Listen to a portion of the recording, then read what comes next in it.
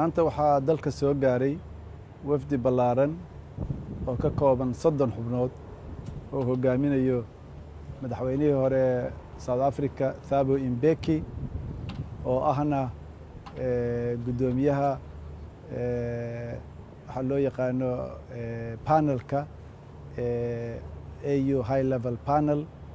for Implementation oo hadda u qaabilsan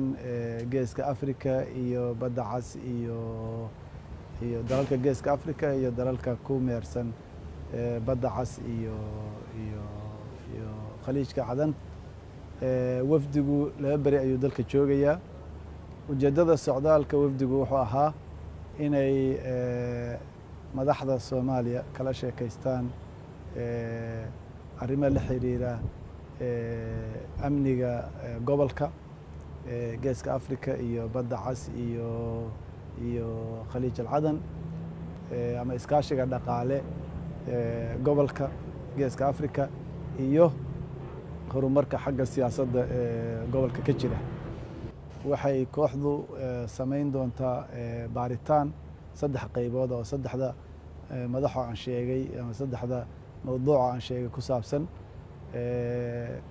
waxaa la socday iyaga khubaro Soomaaliya oo qaarkood ka qayb galaya